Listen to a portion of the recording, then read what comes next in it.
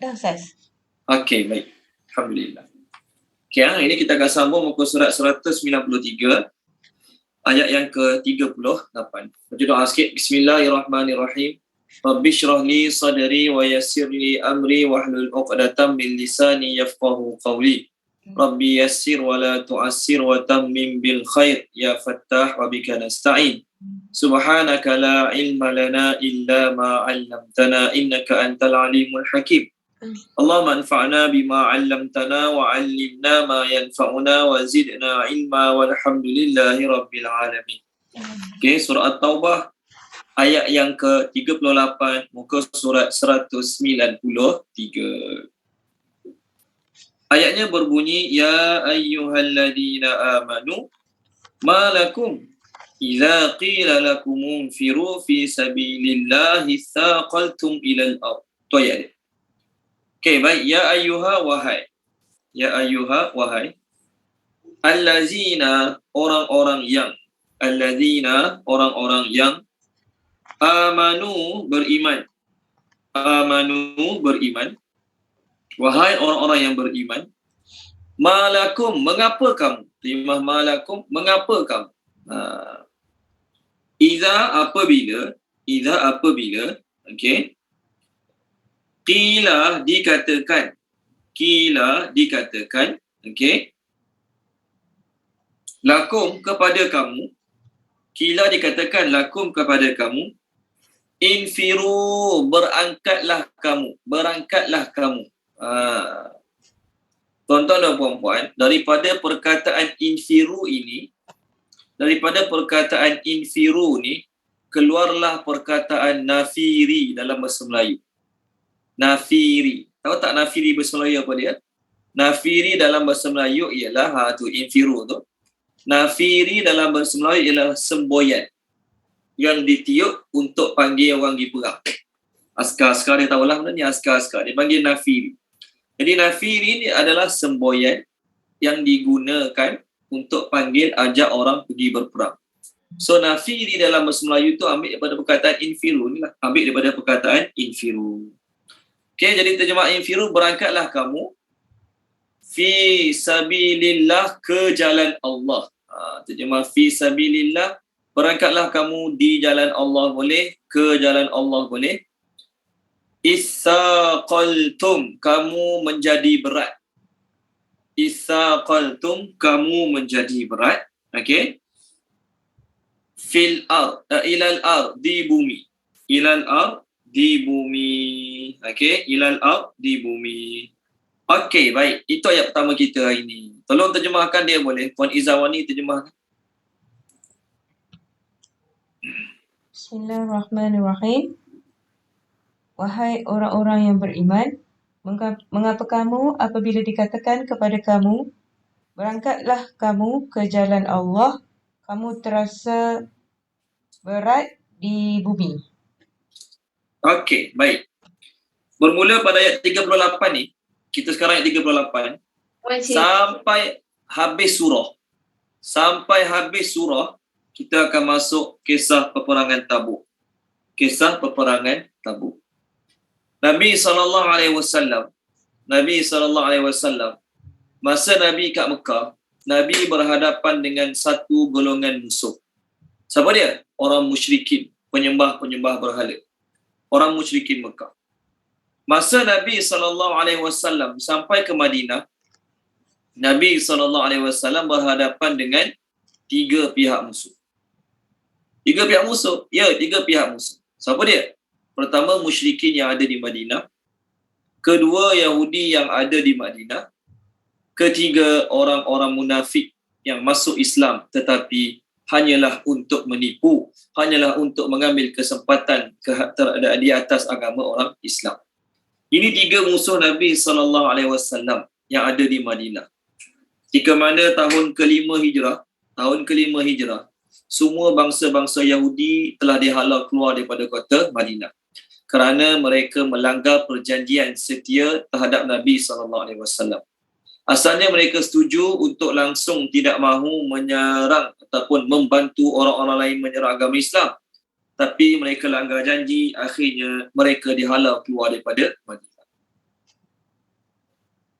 Ketika mana Islam sampai Madinah, maka orang-orang Rom,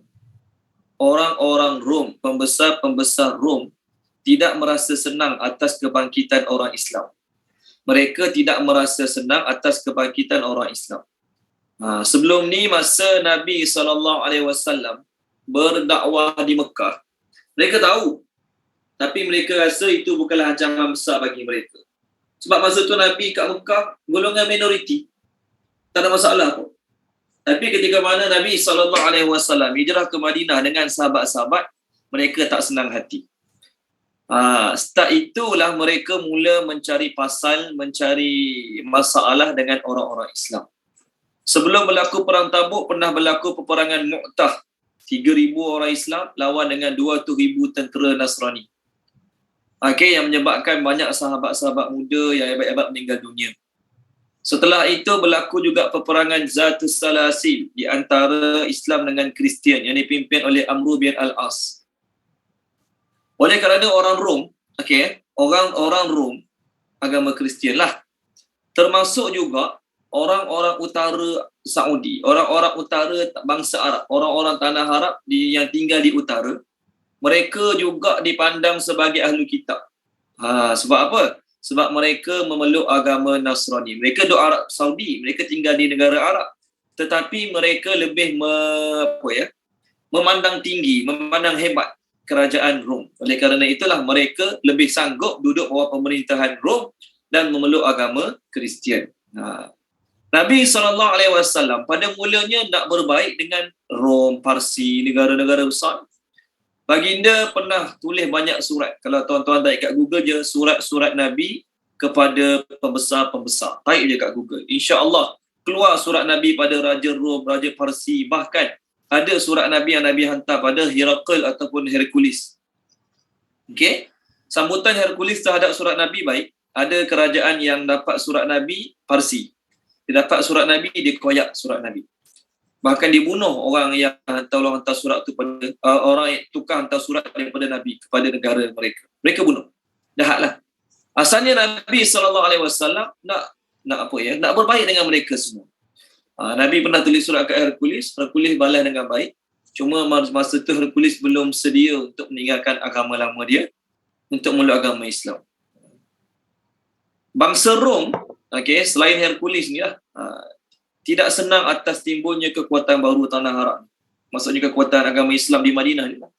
Satu agama yang mengajarkan benda yang sangat lain daripada apa yang mereka faham. Mereka punya kefahaman Isa tu Tuhan, Isa tu anak Tuhan, Isa tu 3 dalam 1. Tiba-tiba agama baru yang baru naik ke tanah Arab ni bertentangan dengan kefahaman mereka. Tiada anak Tuhan, tiada Tuhan 3 dalam 1, Isa bukan Tuhan. Oleh sebab itulah kerajaan Rom ni memang dah lama ada bunyi-bunyi desas-desus mereka nak serang negara Madinah, negara Islam Madinah. Sebab itulah sejak tahun keempat lagi Nabi SAW pesan pada sahabat-sahabat supaya berhati-hati. Sebab kemungkinan Madinah akan diserang, akan dihancurkan tu, kata-kata tu telah tersebar luas.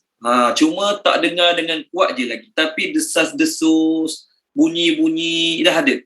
Oleh kerana itulah sejak tahun keempat lagi Nabi SAW sudah memerintahkan sahabat-sahabat ronda sekitar border-border Madinah ni. Indonesia panggil patroli ni. Sebab kemungkinan orang-orang musuh pada luar ni akan serang Madinah bila-bila masa sahaja. Setelah Nabi SAW dapat takluk kota Mekah pada tahun ke-8 Hijrah. Lepas pada tu penduduk Taif pun, peperangan Hunain kita bincang 2 minggu lepas, peperangan Hunain. Penduduk Taif pun sedia untuk menerima Islam.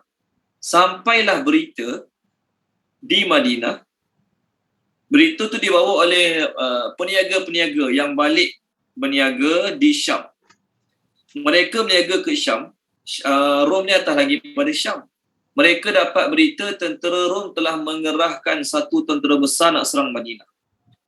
Kabilah-kabilah Arab yang tinggal kat utara, antaranya kabilah Lakham. Nama kabilah tu Lakham, Juzam. Mereka tinggal belah utara ni. Tapi mereka peluk agama Nasrani. Mereka juga bergabung dengan tentera Rom tersebut untuk memerangi Madinah. Okey, mereka telah berkumpul di satu negeri. Okey, negeri itu luar pada Arab Saudi lah. Nama negeri itu Sulaqa. Menurut riwayat Imam Tabrani, orang Nasrani Arab ni dikirim surat pada Hercules. Tahun ke-9 Hijrah, nak masuk tahun 10 Hijrah. Tahun 9 Hijrah, sorry. Dia tulis surat pada Hercules, dia kata Nabi Muhammad dengan sahabat-sahabat dia sekarang sedang lemah. Pengikut-pengikut dia dan dia sedang menghadapi saat kelaparan. Di sekaranglah waktu sesuai kita nak serang mereka, sekaranglah waktu sesuai kita nak kalahkan mereka. Maka Hercules masa tu mengirim 40,000 tentera kepada orang-orang yang nak serang Madinah ni, ditambah lagi 40,000 tentera yang dipimpin oleh ketua yang bernama Qabaz. Jadi Hercules masa tu terkesan sekali lah sebab seorang seagama dengan mereka. Ni Tuan Sofi share kat skrin surat Nabi SAW. Bismillahirrahmanirrahim. Muhammad Rasulullah. Okey. Tak kerti nak baca. Khad dia susah sangat nak baca khad dia. Okey. Jadi kalau tayar kat Google, insya-Allah. Okey. Ni surat Nabi ni pada Najasyi, Raja Habsyah. Ni pada Najasyi, Tuan Sofi. Bismillah kat tepi ni. Yang ni Hercules. Ni pada Hercules. Yang ni pada Hercules. Ni bismillah bawah tu. Bismillahirrahmanirrahim. Min Muhammadin abdillahi wa rasulih ila Hiraqal azimur rum. Salamun ala man ittaba'al huda amma ba'. Dengan nama Allah yang Maha Murah lagi Maha Penyayang, daripada Muhammad seorang hamba Allah dan Rasulnya, kepada Hercules pembesar Rom. Kesejahteraan kepada orang mengikut petunjuk. Maka sesungguhnya aku menyeru kamu dengan seruan Islam. Aslim taslam. Masuklah Islam, kamu akan selamat. Yu'tikallahu ajraka marratain. Kalau kamu masuk Islam, kau akan dapat pahala 2 kali ganda.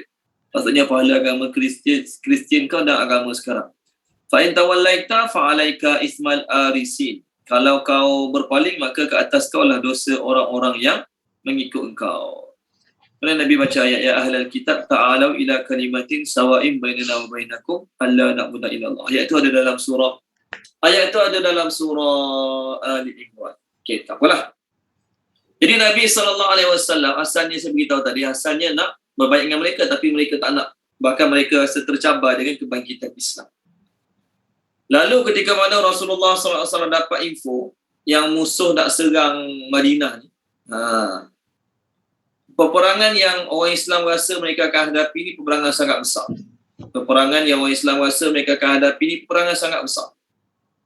Peperangan ni berlaku pada bulan Rejab tahun ke-9 Hijrah. Nabi meninggal tahun 10 kan. Ini tahun 9 Hijrah. Bertepatan dengan musim panas, masa tu musim panas, bulan Oktober lebih kurang. Pula tu, ini tengah-tengah musim panas ni, musim orang kutip hasil kebun. Musim petik hasil kebun yang last-last dah. Kalau musim durian tu, ni penghujung-penghujung dah. Kalaulah Nabi dengan sahabat-sahabat tak keluar daripada Madinah untuk menghadapi tentera Rom ni, maka tentera Rom akan datang serang Madinah. Bahaya besar akan menghadapi bahaya lagi besar. Sebab tu kita kata apa? Pertahanan terbaik adalah menyerang kan? Jadi bila Nabi dapat tahu je mereka siapkan tentera untuk serang Madinah, maka Nabi SAW siapkan tentera awal-awal untuk pergi serang mereka. Kebiasaannya Nabi SAW, bila nak hantar sahabat-sahabat pergi perang ataupun Nabi sendiri nak pergi perang, Nabi tak beritahu tujuan tau. Nabi tak beritahu arah tuju. Apa cara dia? Biasanya Nabi buat macam ni tau. Contoh Nabi nak hantar 100 orang, 200 orang lagi perang. Nabi bagi tahu komander dia, ketua peperangan tersebut, panglima dia, Nabi tulis surat. Bukan Nabi tulis lah, Nabi suruh sahabat dia tulis. Letak, Nabi kata apa kat ketua panglima perang tu? Kamu pergi jalan ke arah utara, contohlah. Lepas 2 hari perjalanan, buka surat. Lepas 2 hari perjalanan, baru buka surat. Jadi dalam tentera tu, panglima tu pun tak tahu kat mana dia punya arah tujuan lagi perang. Lepas 2 hari perjalanan, baru buka surat. Kat surat tu tulis Nabi suruh ke arah sana, ke arah sini, baru dia ikut. Apa tujuan dia? Sebab kat Madinah ni banyak munafik, banyak tali barut. Jadi kalaulah Nabi cakap awal-awal kat Madinah, okey, minggu depan kita nak hantar tentera, serang negeri sekian-sekian. Itu munafik duk diam saja. Tak, dia akan sebarkan cerita lagi cepat. Walaupun masa tu tak ada telefon untuk hantar SMS, untuk hantar WhatsApp, tapi orang munafik yang ada di Madinah ni tak suka dengan kejayaan orang Islam, mereka akan bocorkan rahsia dengan cepat. Oleh kerana itulah Nabi sembunyikan. Bila dah keluar, bila dah 2 hari perjalanan tentera keluar, barulah mereka tahu kat mana mereka akan pergi. Itu peperangan-peperangan lain. Tapi dalam bab perang Tabuk ni, Nabi SAW tak sembunyi. Tak maksudnya tak sembunyikan kenyataan yang Nabi nak pergi perang. Nabi cakap secara terang-terangan kat Madinah, kita nak pergi perang nanti ni ke arah Tabuk, nak lawan orang-orang tentera Rom ni. Masa tu munafik tahu ke, munafik tak tahu ke, Yahudi tahu ke, Yahudi tak tahu ke, mereka Nabi SAW tak kisah. Masa tu Yahudi dah kena halau semua, yang tinggal munafik je lah. Tuan-tuan dan puan-puan, jarak Tabuk ke Madinah, daripada Madinah ke Tabuk, lebih kurang 692 km. Lebih kurang, Madinah ke Tabuk lebih kurang 692 km. Daripada Tabuk ke Syam, ke Syria sekarang lebih kurang 610 km. Jadi jarak lebih kurang 692 km, lebih kurang daripada Johor ke Perlis saja ke? Tak tahulah. Kalau Kuantan dalam 300 lebih je. Ni, jarak lebih kurang 692 km. Jarak daripada Tabuk ke Madinah. Jadi Tabuk ni dia tengah-tengah antara Madinah dengan Damaskus. Dia duduk tengah-tengah. Perjalanan jauh. Sehingga ada sahabat-sahabat yang berkongsi kuda, berkongsi unta. Masa tu sahabat-sahabat baru je lepas habis peperangan Hunain. Dapat takluk kota Mekah, dapat kalahkan puak Hunain, dapat conquer puak Taif. Bila dah banyak kali berperang, maka timbul satu penyakit dalam diri sahabat-sahabat yang lemah iman ni lah. Apa dia? Malas nak keluar pergi perang. Berat punggung bahasa kita kata. Berat punggung nak pergi perang. Sebab apa? Baru je balik, kita baru je tahun lepas menang dengan Mekah. Lepas menang ketahuan kota Mekah, lawan Hunain kita menang. Lepas tu lawan pula orang Taif, kita menang. Kita kata apa dia? Tak ada duduk rehat lama sikit, kena pergi perang pula bulan ni. Satu, sebab baru lepas perang sebelum ni. Musim panas pula tu. Panas sangat musim panas. Kadang-kadang kita nak pergi masjid jalan kaki. Niat dia. Keluar-keluar rumah, Allah panas sangat. Tak jadi. Ni kat Malaysia belum cuaca kat sana lagi. Contohlah. Dan kalau mereka ada kebun, masa tu musim terakhir. Hujung-hujung nak kutip hasil. Jadi, mereka tahu kena pergi perang. Mesti kena pergi perang. Tapi, banyak faktor-faktor yang menyebabkan jadi berat punggung. Musim panas, perjalanan jauh. Satu, musim panas. Yang kedua, perjalanan jauh. Yang ketiga, kita baru je menang perang sebelum ni tahun lepas. Yang keempat, musim nak kutip buah-buahan. Yang kelima, mereka dengar pula jumlah pihak musuh berkali-kali ganda daripada pihak orang Islam. Sebab itulah dia punya tahap berat punggung, malas nak pergi perang tu berganda-ganda. Allah cakap dalam ayat ni, wahai orang beriman ni. Maksudnya Allah tujukan pada orang beriman yang berat punggung nak pergi perang. Orang munafik, tak payah ceritalah. Ayat ni Allah tak cerita pasal munafik. Sebab munafik dia berat punggung ke, punggung dia tak berat ke, dia tetap tak ada nilai di sisi Allah. Ni orang beriman yang lemah iman, yang berat punggung. Lebih-lebih lagi orang yang baru masuk Islam tahun lepas. Jadi nak pergi perang lawan tentera Rom ni, mereka rasa macam program bunuh diri. Seolah-olah macam tu. Tapi Nabi masa tu umur 61 nak masuk 62. Umur Nabi Muhammad masa tu 61 nak masuk 62. Baginda sendiri yang memimpin peperangan tersebut. Kalau orang lain jadi raja kan, dia hantar parlimen tentera dia duduk relax kat rumah. Ni dia sendiri pergi. Dalam keadaan umur 60, dia sendiri pergi, dia sendiri join peperangan tersebut, dia mengetuai peperangan tersebut. Ketika mana Nabi SAW masa tu tak cukup belanja nak pergi perang. Tak cukup belanja lah nak pergi perang. Maka Nabi minta sumbangan dengan sahabat-sahabat. Minta sumbangan dengan orang Islam. Lelaki, perempuan, semua bagi sumbangan. Nak pergi perang ni lah. Belanja pergi perang. Masa Nabi SAW minta sumbangan nak pergi perang ni, kan, ada sahabat bagi banyak, ada sahabat bagi sikit. Munafik ni jenis munafik. Yang nama munafik. Bunyi. Dia kata apa? Bagi banyak tu je. Bagi banyak tu je. Orang bagi banyak, dia tuduh tak ikhlas. Orang bagi sikit, dia kata, bagi banyak tu je. Ni panggil munafik. Tolong baca boleh Tuan Sofi. Muka surat 199. ayat 79. 199 ayat 79. Tolong baca Tuan Safi. Boleh Ustaz. 199. Bawah sekali 79.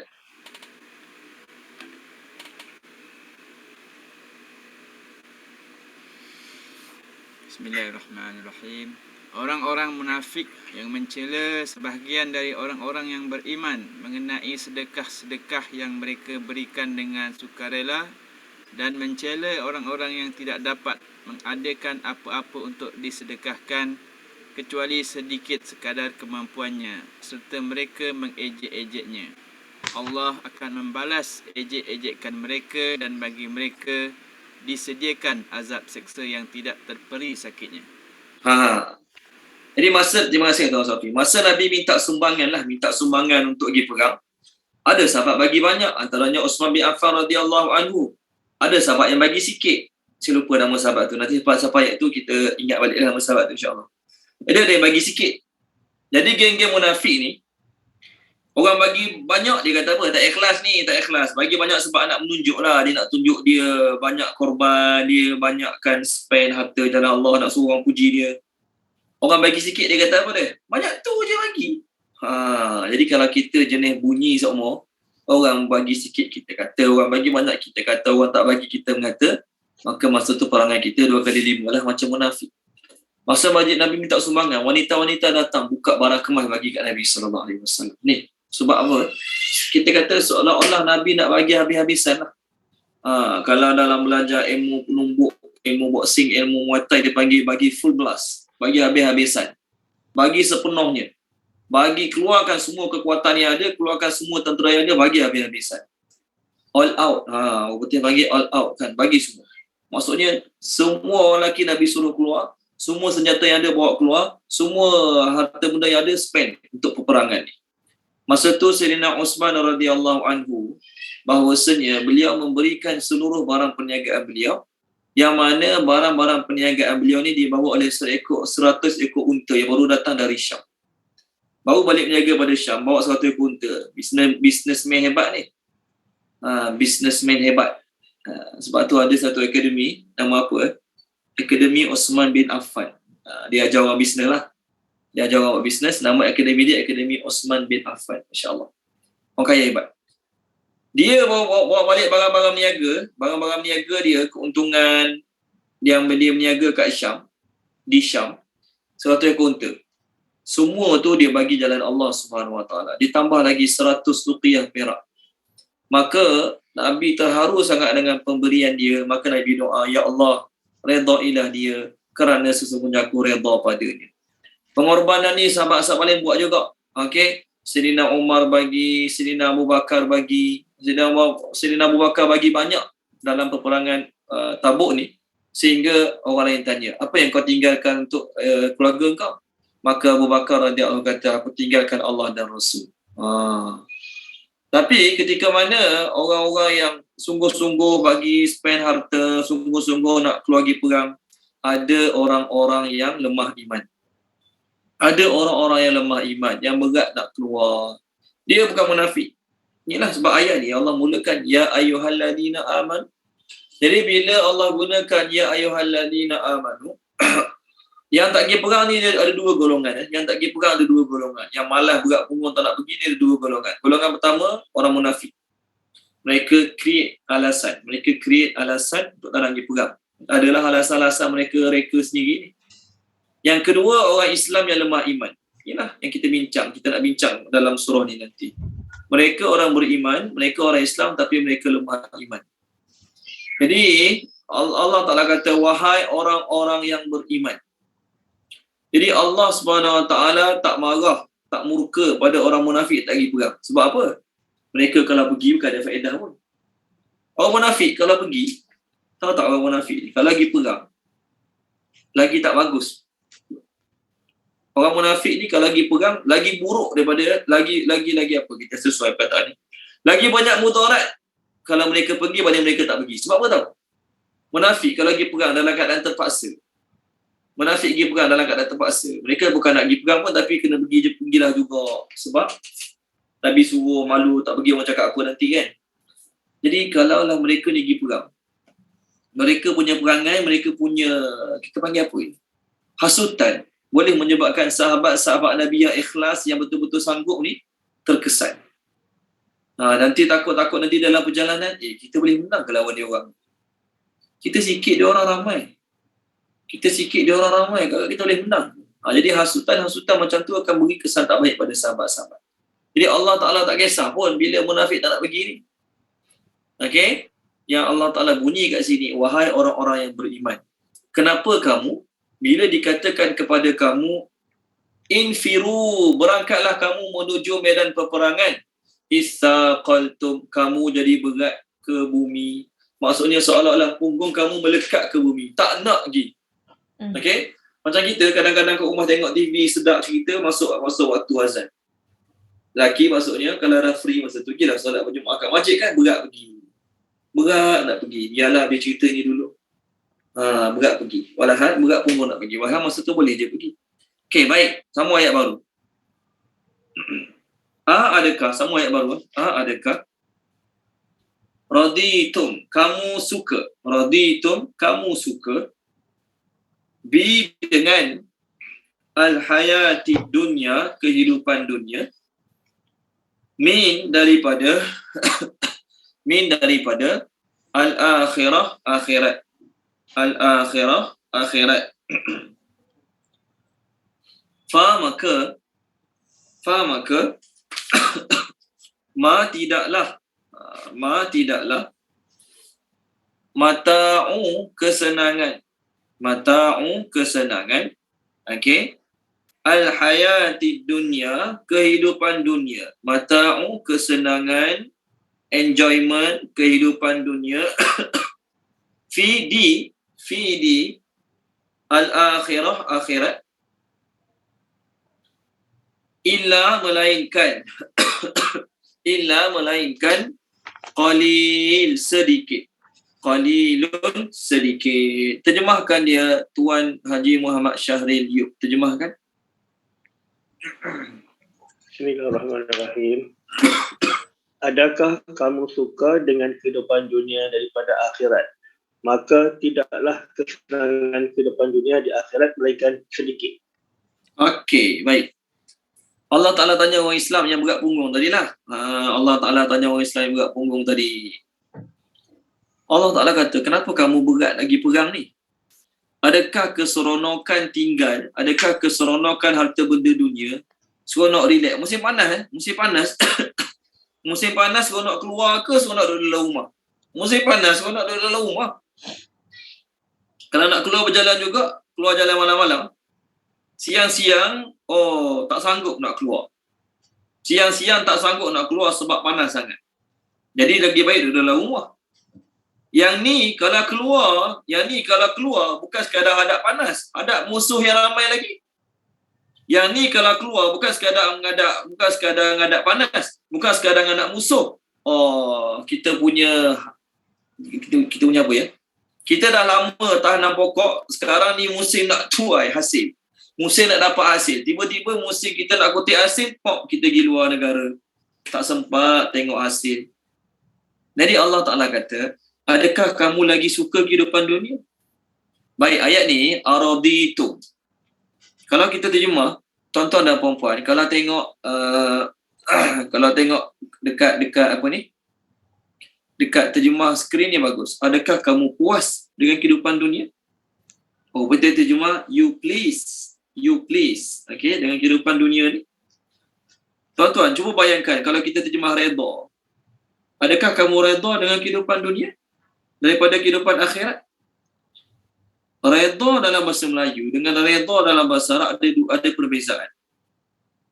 Boleh Redha dalam bahasa Melayu memberi makna accepting, menerima. Saya kalau boleh nak kereta ni, tapi Allah takdirkan pakai kereta ni je. Saya redha je lah. Maksudnya saya accepting. Saya kalau boleh nak isteri macam ni, isteri saya kalau boleh saya nak macam ni. Tapi saya dapat isteri yang macam ni. Contohlah. Jadi saya redha je lah. Jadi redha dalam bahasa Melayu maksudnya accepting. Kat sini bukan accepting ni. Kat sini lebih kepada makna dia, putih terjemah, apa putih kata?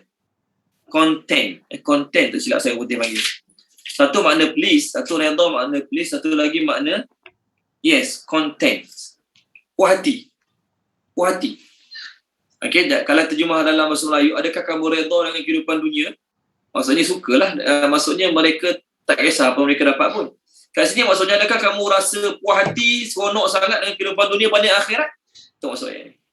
Maka Allah Ta'ala kata, adakah kamu sanggup menggadaikan akhirat semata-mata nak mengambil kesenangan sementara kat dunia ni? Kalau lagi perang, badak panas, letih, lapar, dahaga, menghadapi pihak musuh, duduk rumah relax, makan sedap-sedap, tidur sedap-sedap, main dengan anak, main dengan binatang ternak, contoh.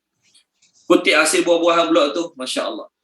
Maka Allah kata pada sahabat-sahabat dan pada kita semua ni, tidaklah kehidupan dunia, kesenangan kehidupan dunia dibandingkan dengan akhirat, melainkan sedikit. Ya, kat dunia memang seronok, makan hasil tanaman, duduk bermesra dengan anak isteri di musim panas. Bahkan, kalau bukan situasi peperangan, kalau bukan situasi Nabi ajak pergi perang, Nabi tak ajak aku lagi perang, kita bermesra dengan anak isteri dapat pahala. Bermesra dengan anak isteri dapat pahala. Tapi masa Nabi ajak pergi perang, kita masih bermesra dengan anak isteri kat rumah tak pergi perang, masa tu dah tak dapat pahala lagi dah. Masa tu dah dapat pahala lagi dah. Ada masa bermesra dengan anak isteri dapat pahala. Sekarang kita bukan suasana peperangan. Suami-suami layan isteri dengan baik, bermesra dengan anak isteri dengan baik, Masya Allah, dapat pahala. Tapi katakanlah pemimpin negara Islam kita ini kata semua orang lelaki pergi perang. Masa tu masanya kita kena pergi perang. Masa tu tak boleh kata, tak apalah awak lagi ambil pahala perang, saya nak buat masa ni saya nak ambil pahala bermesra dengan anak isteri saja. Tak. Masa tu bermesra dengan anak isteri adalah tercela, dicela. Maka Allah Ta'ala kata, tidaklah kesenangan kehidupan dunia dibanding dengan akhirat melainkan sedikit. Ayat ni Nabi SAW sebut dalam sebuah hadis. Nabi kata apa tu? Nabi sebut daripada Mustawrid bin Shaddad. Nabi kata, mad dunya fil akhirah illa misla ma yaj'alu ahadukum usbu'ahu fil yam falyanzur bima yarji'. Ni hadis Nabi. Nabi kata apa dia? Tidaklah kehidupan dunia banding dengan akhirat, melainkan seorang kamu celup jari dalam laut, bukan sungai, bukan tasik, laut. Celup jari dia dalam laut, satu jari dia, tak kisah jari mana-mana pun, dia celup dalam laut, kemudian dia angkat. Falyanzur bima yarji'. Hendaklah dia tengok kat jari tu, air banyak mana lekat kat jari dia. Banyak mana air lekat kat jari dia? Sikit lah. Itulah duniawi yang kita duk kejar-kejar hari ni. Itulah duniawi yang kita rasa puas, gembira dapat apa yang kita nak dalam keadaan kita abaikan solat, abaikan agama, tinggalkan Quran, tinggalkan tahajud. Sebab apa? Nak seronok, nak puas dengan setitik air. Walhal Allah kata akhirat tu seluas lautan. Jadi rugilah orang-orang Islam, orang kafir tak cakap lah, dia tak percaya. Orang Islam yang berhabis-habisan, bermati-matian, bekerja gila-gila punya untuk dapatkan setitik air, sehingga mereka mengabaikan lautan yang luas. Oh, Ustaz itu tak boleh enjoy kat dunia, kena ibadat semua. Balik kerja ibadat tak boleh enjoy, bawa keluarga pergi makan, tak boleh, bawa keluarga pergi cuti, tak boleh. Siapa kata macam tu? Time masa yang Nabi SAW tak ajak pergi perang, kamu enjoy lah dengan family kamu, pergi berjalan, pergi cuti, dimakan sedap-sedap, duit ada, makan, silakan, tak ada masalah. Bukanlah kata agama ni tak bagi kita enjoy langsung. Tak. Allah ada bagi enjoyment pada orang yang bertaubat, beristighfar. Tengok muka surat 221. Boleh tak muka surat 221? Tolong baca dia, muka surat 221 Puan Asmah, tolong baca boleh. Sekarang perkataan kita apa? Mata. Tuan Sofi tolong merahkan mata, boleh tak Tuan Sofi? Mata. Ayat kita 38 ni mata. Jadi mata ayat kita 38 ni kita kata negatif. Negatif. Fama mata'ul hayati dunya. Mata. Bawah sikit. Yes, mata. Kesenangan. Okey, kesenangan, kenikmatan hidup dunia. Kat sini mata yang kita kata negatif. Adakah semua mata tu negatif? Tak. Allah Ta'ala ada offer mata. Tengok surah page 221. Puan semua tolong baca. Sorry, saya cakap sambil saya buku surat lambat jumpa. Ayat 3. Puan semua ayat 3. Ayat 3. Bismillahirrahmanirrahim. dan hendaklah kamu memohon ampunan kepada Tuhanmu dan bertaubat kepadanya. Nescaya dia akan memberi kenikmatan yang baik kepadamu sampai waktu yang telah ditentukan. Dan dia akan memberikan kurnianya kepada setiap orang yang berbuat baik. Dan jika kamu berpaling, maka sungguh aku takut kamu akan ditimpa azab pada hari yang besar, iaitu hari kiamat. Okey, baik. Tuan Sofi, ayat tu tolong bulatkan matak dia boleh? Ayat 3 tu ada matak juga. Mata'an hasanan. Tadi matak kan, Tuan Sofi dah merahkan matak kita tadi. Sekarang ada matak satu lagi, ayat 3 ni. Allah kata, tengok saya baca balik terjemah dia. Terima kasih Puan Asmah telah baca untuk kita. Kalau kamu minta ampun pada Allah, kamu taubat pada Allah, dia akan memberikan kepada kamu nikmat kesenangan yang baik di dunia. Tu, mata'an. Ni Allah yang bagi. Adakah dunia ni tak boleh nak, matak ni kita terima enjoyment. Adakah kat dunia ni tak boleh nak enjoy langsung? Orang Islam tak boleh nak enjoy langsung. Kena ibadat. Balik kerja ibadat. Dimakan tak boleh. Kenapa? Enjoyment tak bagus. Bawa anak bini cuti luar negara tak boleh. Kenapa? Enjoyment. Tak. Ada enjoyment yang Allah Ta'ala bagi. Inilah mata'an hasanan. Enjoyment yang baik. Pergi bercuti dengan family bukan dosa pun. Bawa anak bini makan sedap-sedap. Boleh beli kereta yang kita minat. Boleh duduk rumah yang kita minat. Dapat beli tanah. Dapat join sukan-sukan kita minat. Ada kadang-kadang kita minat main sukan tu. Tapi kita tak mampu. Kan? Orang tengok orang luar negara main sukan kat salji, macam-macam sukan. Kita nak main juga. Ada perasaan tapi duit tak ada. Tak dapat. Ada orang Allah bagi rezeki lebih. Dia minat main salji. Dia pun guna rezeki Allah bagi dia main salji buat anak bini dia. Contoh kat luar negara. Boleh ke tak boleh? Boleh. Itu enjoyment yang baik. Tak ada masalah. Bukanlah semua mata enjoyment tu dicela di sisi agama. Tapi tu ayat ni Allah cela. Ya. Ayat ni Allah cela enjoyment yang baik sebab masa tu Allah dengan Nabi suruh pergi perang. Jadi segala enjoyment kamu yang baik-baik masa tu kamu kena tinggalkan. Bermesra dengan anak isteri, enjoyment. Bawa anak isteri pergi makan restoran sedap-sedap, enjoyment. Bawa anak isteri pergi bercuti kat tempat air terjun, kat tempat berkemah tepi anak sungai, enjoyment. Patut, baik, bagus, halal. Tapi masa Nabi dengan Rasul ajak pergi perang, masa tu kamu masih lagi fikir nak enjoyment, masa tu enjoyment kamu adalah negatif, adalah tercela. Bila Allah cakap pada sahabat-sahabat lah yang beriman, yang iman lemah sikit masa tu, maka Allah Ta'ala kata, kamu lagi suka kehidupan dunia ke berbanding kehidupan akhirat? Maksudnya kamu lebih memilih nak seronok sekarang kat dunia berbanding memilih nak seronok kat akhirat. Kamu sekarang lebih memilih nak relax-relax, nak rehat-rehat kat dunia berbanding nak memilih rehat-rehat kat akhirat. Nak rehat sekarang ke nak rehat akhirat? Kalau nak rehat akhirat sekarang, buat kerja sungguh-sungguh, amal sungguh-sungguh, usaha gila-gila. Okay? Sebab tu orang bisnes kan, kalau kelas bisnes dia kata apa? Kita buat bisnes ni 10 tahun pertama je. Kita kerja gila-gila. 10 tahun kedua, kita dah ada tim akan buat kerja untuk kita. 10 tahun ketiga, kita pergi berjalan. Duit akan bawa duit untuk kita. Ni ayat orang bisnes lah Dia nak suruh masuk bisnes dia. Tak apalah. Itu pasal bisnes tak kisahlah. Kita nak apa? Kita punya bisnes ni akhirat. Kita nak keuntungan akhirat. Jadi macam mana nak keuntungan akhirat? Sekarang usaha gila-gila dengan amal, dengan tahajud, dengan dakwah dan sebagainya. Kat akhirat relax. Tak akhirat relax yang banyak. Relax yang gila-gila. Tu yang kita nak. Okay, baik. Ayat ni walaupun pasal peperangan, tapi kita ambil pengajaran bagi diri kita. Adakah kita sanggup nak dapatkan tidur yang lebih sikit semata-mata tak nak bangun subuh? Kenapa tak bangun subuh? Nak tidur lebih sikit je lagi. Kita dah sedar dah 5.30. Patutnya sekarang boleh tahajud. Sedar 5.30. Sebab subuh 6 dekat 6.20 subuh sekarang. Tapi sejam lagi ni rugi bangun awal, tidur balik. Azan subuh baru bangun. Kamu tahu tak? Kita tahu tak? Kita tidur balik dalam masa tak sampai sejam tu, betapa besar kerugian kat akhirat. Ada orang hantar video kat saya. Kita yang hari ni tak solat duha, tak solat tahajud, tak solat witir, kita tak rasa apa-apa. Kita tak rasa apa-apa. Kan? Kita tak solat duha, tak solat witir, tak solat awabin, kita tak rasa apa-apa. Tuan tahu tak, dalam setahun kita tak solat duha langsung. Kawan kita solat duha 2 rakaat je setiap hari. Berapa banyak jumlah perbezaan solat kita dengan dia? Setahun 365 hari. Kita kira mudahlah 360 hari setahun. Setiap hari dia solat duha 2 rakaat je. Kita tak solat langsung. Jadi dalam setahun, berapa ratus rakaat perbezaan kita dengan dia? Lebih kurang 720 rakaat.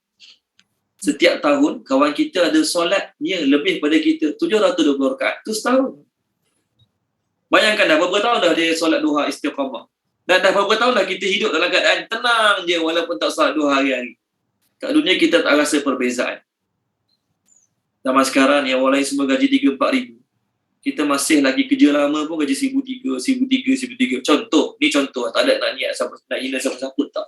Orang lain semua dah gaji tinggi-tinggi, kita masih tahap tu. Adakah kita senang?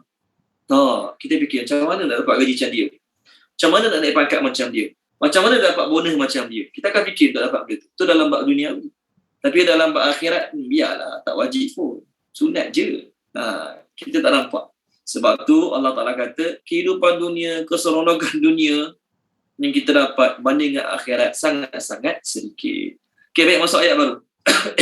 Illa jika tidak, sambung ayat baru. Illa jika tidak. Jadi, khulasah ayat tadi. Rugilah orang yang usaha nak bahagia kat dunia sampai dia abaikan kebahagiaan sebenar kat akhirat. Rugilah orang yang nak kaya kat dunia sampai dia abaikan kekayaan sebenar kat akhirat. Rugilah orang yang nak berjaya kaya di dunia sehingga dia abaikan berjaya dan kaya di hari akhirat. Sangat-sangat rugi. Oh, Ustaz tak bagi kaya, siapa kata? Abdul Rahman bin Auf kaya, tengok. Bila datang masa kena spend harta, dia bagi semua. Nama tu Akademi Abdul Rahman bin Auf. AABU. Akademi Abdul Rahman bin Auf, tak silap saya. Arba. Yes, Arba. Akademi Arba. Akademi Abdul Rahman bin Auf. Arba. Nama kumpulan tu lah. Saya tak ingat lah siapa. Tapi itulah nama dia. Jadi Abdul Rahman bin Auf kaya tadi. Walhal dia pun sama-sama dengan Nabi juga, datang daripada Mekah, Madinah, tak ada bisnes apa pun. Kat Madinah baru buat bisnes, tak sampai 10 tahun, Masya Allah. Dah memiliki harta sebanyak 100 ekor unta kena bawa harta dia. Banyak lah tu. 10 tahun dah berjaya, dia tu hebat lah. Salah ke kaya? Tak salah pun kaya. Tak salah pun nak berjaya. Tak salah pun nak bahagia. Tapi jangan abaikan kekayaan, kebahagiaan, keseronokan sebenar di hari akhirat. Okey, illa jika tidak, tanfiru, kamu mara ke medan perang. Tanfiru, kamu mara ke medan perang. Okey? Yu'azzibkum, dia akan mengazab kamu. Yu'azzibkum, dia akan mengazab kamu. Azaban, dengan azab. Aliman yang pedih. Aliman yang pedih. Wa dan yastabdil, dia akan menggantikan. Yastabdil, dia akan menggantikan. Daripada perkataan yastabdil ini keluar perkataan mad badal, haji badal. Ganti, tukar. Kauman, kaum. Kauman, satu kaum, boleh terjemah satu kaum. Ghairakum, selain kamu. Selain kamu. Ghairakum, selain kamu. Wa dan la tidaklah. La tidaklah. Tadurruhu, kamu akan memudaratkannya. Kamu akan memudaratkannya, nya agama Allah. Ataupun nya Allah. Dua-dua boleh. Tadurruhu, kamu akan memudaratkannya, nya itu maksudnya agama Allah. Syai'an, sedikit pun. Syai'an, sedikit pun. Wa dan Allah ala atas kulli setiap syai'in sesuatu qadirun maha berkuasa. Qadirun maha berkuasa. Terjemahkan dia Puan Ena, terjemahkan boleh Puan Ena. Awal tu saya tak dapat. Saya baca yang Boleh baca terjemah kuat biasa boleh. jika tidak kamu berangkat, dia menyiksa kamu siksaan pedih dan dia menggantikan kaum selain kamu dan tidak dapat kamu mudaratkannya sedikit pun. Dan Allah atas setiap sesuatu maha berkuasa. Okey, baik. Terima kasih Puan Ina. Allah cakap apa ni? Pada Nabi dengan sahabat-sahabat yang tak nak pergi perang. Pada Nabi pula dah, sorry. Allah Ta'ala cakap pada orang Islam yang lemah iman, yang berat punggung nak pergi perang tadi. Allah kata apa dia? Allah Ta'ala nak kata, kalau kamu tak nak pergi perang, tak apa, tak nak pergi perang, tak apa. Tapi kesan buruk kamu tak nak pergi perang dapat kat kamu. Tuan-tuan dan puan-puan, peperangan baik ke tak baik? Peperangan tak baik. Kenapa tak baik? Memudaratkan, menyusahkan, menyebabkan isteri jadi baru, menyebabkan anak-anak jadi yatim. Tak baik peperangan. Tapi kalau tak pergi perang, lagi kesan tak baik. Apa dia? Islam akan jatuh. Kamu asalnya orang merdeka akan jadi hamba. Isteri kamu asalnya isteri kamu. Kalau orang kafir jahat datang, isteri kamu pun akan jadi hamba. Jadi untuk mengelakkan mudarat yang lagi besar, kena usaha atas mudarat yang sedikit. Untuk mengelakkan mudarat yang lagi besar, kita kena tempuhi mudarat yang sedikit. Apa mudarat yang sedikit? Pergi perang. Maksudnya kalau tak pergi perang, lagi masalah. Betul Allah kata, kalau tak nak pergi perang, tak apa. Aku tak rugi. Tapi dia akan azab kamu dengan azab yang pedih. Apa maksud dia azab kamu dengan azab yang pedih? Dia akan buat musuh menguasai kamu. Bab perang tadi kan, kita dah lalu dalam surah Baqarah. Kamu tak suka perang, tapi sebenarnya perang tu baik bagi kamu. Tolong baca boleh? Ni Hana tolong baca surah Baqarah. Kita dah lalu ayat ni. Ya? Saya tadi muka surat. Saya tadi muka surat je. Okey, 34 ayat atas sekali.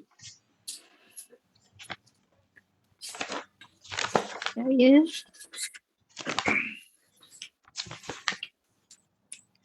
Bismillahirrahmanirrahim. Diwajibkan atas kamu berperang, padahal berperang itu adalah sesuatu yang kamu benci. Boleh jadi kamu membenci sesuatu padahal ia amat baik bagimu, dan boleh jadi pula kamu menyukai sesuatu padahal ia amat buruk bagimu. Allah mengetahui sedang kamu tidak mengetahui. Okey. Terima kasih Nik Hana. Allah Ta'ala kata, bila Allah wajibkan kamu pergi perang, kamu tak suka. Ya, memang tak suka. Risiko mati, risiko anak isteri akan jadi susah. Tapi yakinlah, benda yang kamu tak suka, kalau Allah suruh buat, kamu buat juga, baik bagi kamu. Tuan-tuan dan puan-puan, kita pernah menghadapi zaman belajar, betul kan? Susah tak zaman belajar? Susah. Kena masuk kelas, kena bangun pagi. Kena, kalau belajar tahfiz 4.30, wajib bangun jam 10 masuk kelas. Susah tak? Susah. Tapi kesusahan tu kalau kita tak nak sanggup tempuhi, kita tak akan senang macam mana kita senang hari ni. Kita tak nak tempuhi kesusahan masa belajar dulu, kita mungkin tak dapat apa kita dapat hari ni. Contoh, sekadar contoh lah. Ataupun sekarang kita masa kerja, tak nak kerja sungguh-sungguh, nanti orang lain dah pencen dalam keadaan duit banyak, kita dah umur dah berumur pun masih lagi kena kerja cari duit. Contoh.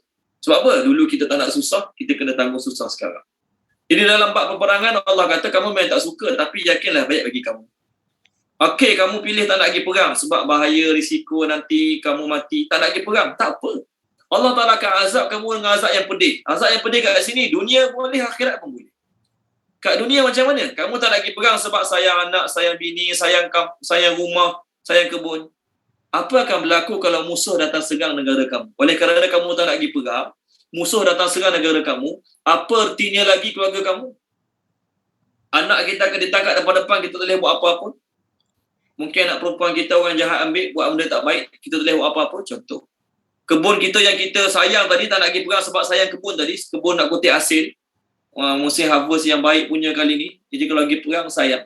Kalau musuh datang, musuh nak bagi dua kebun tu dengan kamu. Musuh datang tawan negara kita, okeylah kebun ni bagi dua. Pihak kita ambil separuh, kamu tinggal tak kebun. Tak, jangan harap. Semua sekali dia ambil. Semua sekali dia ambil. Kamu sekarang merdeka, free. Maksudnya kamu bebas lah, orang merdeka. Kalau musuh, kamu orang kaya, kamu merdeka, orang merdeka sekarang, contoh.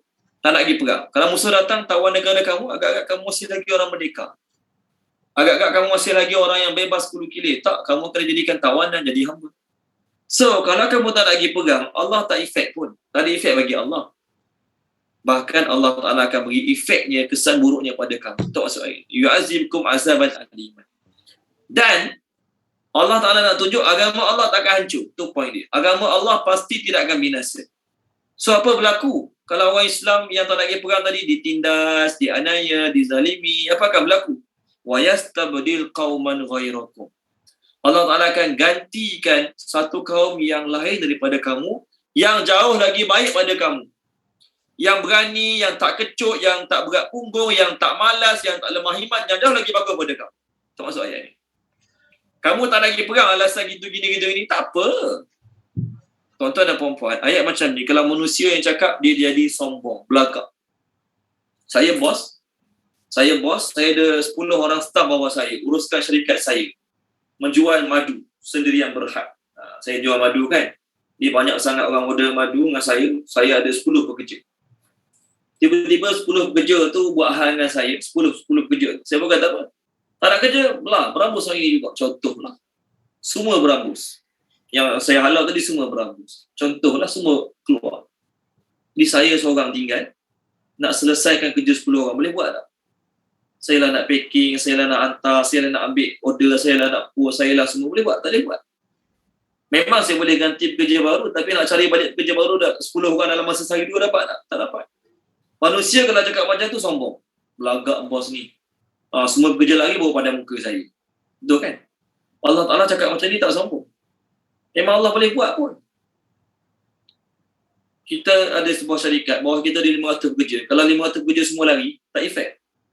Sebab tu tuan-tuan, masa kerajaan suruh tutup syarikat dulu, banyak je syarikat-syarikat kerja jalan macam biasa. Sebab apa? Kena saman buka syarikat 10,000 je. Kena saman dengan pejabat kesihatan sebab buka syarikat masa COVID pun ni, kena denda 10,000 je.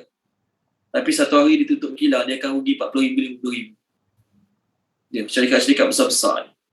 Bayangkan kalau semua pekerja dia lari berhenti. Macam mana dia nak dapatkan sale banyak tu hari-hari? Efek. Sangat-sangat efek. Itu contoh. Allah Ta'ala, kalau dia nak hancurkan semua pun dia tak kisah. Banyak ayat macam ni. Ayat macam ni kalau manusia yang cakap, dia nampak ego sombong. Sombong sangat, pekerja dia lari padam muka dia. Lalah tutup company dia. Contoh. Allah Ta'ala cakap macam ni tak sombong. Memang Allah boleh buat. Allah pernah cakap dalam surah An-Nisa ada. Ammar Faris, tolong baca boleh tak Ammar Faris? Surah An-Nisa muka surat 99. Bawah-bawah sikit lah. 99. Ayat yang ke 133. 133. Ya. Okay, bismillahirrahmanirrahim. Jika Allah menghendaki, nescaya ia musnahkan kamu wahai umat manusia dan dia datangkan gantinya dengan umat yang lain. Dan adalah Allah yang maha kuasa melakukan yang demikian itu. Okey, terima kasih Ahmad. Kalau Allah nak, Allah boleh matikan kamu semua sekali ganti umat yang lain. Hari ni juga Allah boleh buat. Kalau saya buang bekerja saya tadi, saya nak cari pekerja baru 10 orang, ingat 2 hari selesai. Bukan senang nak cari pekerja zaman sekarang. Jadi dah ada pekerja tu, jagalah baik-baik. Kalau pekerja tu baik, contoh. Allah Ta'ala kata, kalau kamu tak nak pergi perang, pertama Allah azab kamu. Yang kedua, Allah akan tunjuk depan muka kamu, Allah akan gantikan orang lain yang lagi bagus pada kamu, yang tak pengecut macam kamu, dan mereka akan sungguh-sungguh berperang untuk jalan Allah. Kalau orang Islam hari ini tak nak berdakwah, orang Islam tak nak mempertahankan agama Allah, orang Islam pakai masing-masing fikir sibuk nak cari duit, nak banyakkan duit, nak banyakkan harta. Tak apa, Allah tak kisah pun. Allah pilih orang-orang bukan Islam, masuk Islam, mereka punya pertahankan Islam lagi kuat pada kita. Allah pilih orang-orang yang sebelum ni tak pernah kenal Islam, Allah pilih mereka masuk Islam dan mereka sungguh-sungguh berdakwah pada orang lain untuk masuk Islam. Kita sibuk, kita orang Islam dah lama Islam ni sibuk cari duit, sibuk melabur saham, sibuk jual emas, sibuk jual madu, macam-macam sibuk lah, macam-macam alasan kita lah. Allah Ta'ala tak kisah pun. Allah boleh pilih mu'allaf yang orang yang tak pernah kenal Islam, Allah buat dia kenal Islam, sungguh-sungguh sayang Islam, dia sanggup setiap minggu korbankan masa hujung minggu dia pergi berdakwah kat mana-mana, ajak orang lain masuk Islam. Orang Islam sibuk. Orang Islam sibuk. Contoh. Sama lah juga dalam ayat ni Allah kata, kalau kamu tak nak perang, tak apa, aku akan gantikan kepada kamu kaum lain yang selain kamu. Tak kisah Allah pilih siapa-siapa. Dulu dia kafir, sekarang Allah pilih dia jadi orang yang paling kuat mempertahankan Islam. Dulu Umar kafir dulu, bahkan nak bunuh Nabi. Allah pilih dia jadi orang yang bukan sekadar mempertahankan Islam, mempertahankan Nabi. Nabi kata, kalau ada Nabi lepas aku, dia orang yang selayak. Kamu yang tak nak tu, kamu akan hina dan kamu akan malu dunia akhirat. Allah pilih orang lain. Jadi syukurlah kita, Allah pilih kita Islam. Maksudnya Allah bagi kita peluang untuk kita bersyukur pada Allah Ta'ala dengan cara bila Allah suruh pergi perang sungguh-sungguh. Okey. Kemudian Allah kata apa lagi dalam ayat ni? Contoh Allah ni saya sebut dalam ayat ni, Allah akan ganti kaum lagi baik. Maksudnya, kalau kamu tak nak berperang, Allah boleh gantikan kaum yang lagi baik pada kita yang takut pergi perang, malah pergi perang. Contoh ayat surah apa ya? Al-Ma'idah. Boleh tak tengok surah Al-Ma'idah? Muka surat 117. Muka surat 117, tolong baca dia. Puan Zanaria. Tolong baca Puan Zanaria boleh? Muka surat 117, ayat 54. Ayat 54 Ustaz. Bismillahirrahmanirrahim. Wahai orang yang beriman, sesiapa di antara kamu yang murtad, maka Allah akan datangkan suatu kaum yang ia kasihi dan mereka juga kasihkannya.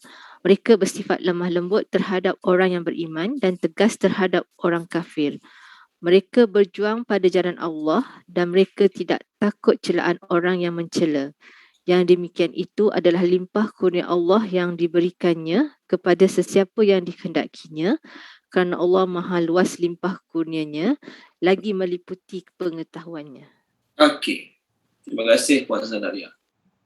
Allah kata pada orang-orang Islam nak murtad, kalau kau nak murtad, murtad. Kalau kamu nak murtad, pergilah murtad. Kamu ingat kamu murtad, agama Allah affected. Kamu ingat kalau kamu ramai keluar Islam, kamu ramai mogok keluar pada agama Islam, biar Islam ni pupus atas muka bumi ni, kamu ingat benda tu akan berlaku ke? Betul lah kata, ayat kita tadi, wala tadurruhu syai'a. Kamu semua yang malas pergi perang, kamu semua yang berat punggung tak nak pergi perang, kamu tak akan beri efek sikit pun pada agama Allah. Sebab apa? Allah akan gantikan kaum yang mereka sayang Allah, Allah sayang mereka, mereka kasih sayang sesama mukmin, mereka tegas pada orang kafir, mereka sanggup berjihad jalan Allah, mereka tak takut pun celaan orang yang mencela, nak kata apa, nak kutuk apa, silakan, mereka tak ada masalah. Allah kata itulah kurniaan Allah yang dia akan bagi pada siapa yang dia nak. Allah maha luas pengetahuannya, maha mengetahui.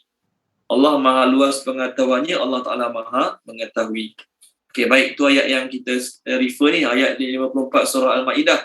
Ayat kita sekarang, Allah kata, kalau kamu kena ingat satu perkara, Allah berkuasa. Bila Allah berkuasa, Allah suruh kamu pergi perang, pergi je lah perang, Allah akan bagi kemenangan. Kalau kamu tak nak pergi perang, ingat Allah berkuasa untuk buat kamu kena seksa. Allah akan bagi musuh kekuatan untuk mereka menyeksa kamu, maknanya kamu menzalimi kamu. Allah berkuasa ganti kaum lain yang akan mempertahankan Islam, dan kamu punya malas, kamu punya berat punggung, kamu punya cinta dunia tak akan efek sikit kepada agama Allah. Allah maha berkuasa atas segala sesuatu. Boleh? Baik, ayat seterusnya Allah nak tunjuk, Allah Ta'ala nak tunjuk bagaimana Allah bantu orang Islam yang Allah nak bantu. Ayat sekarang, okay, baik. Ayat 40 ni, kalau kita dengar ceramah Ma'al Hijrah, ceramah Ma'al Hijrah kan, mesti akan baca ayat ni lah. Penceramah mesti akan baca ayat ni. Illa jika tidak, tansuruhu, kamu membantunya, Nabi Muhammad sallallahu alaihi wasallam. Tansuruhu, kamu membantunya, bantu Nabi Muhammad sallallahu alaihi wasallam. Okey? Fa maka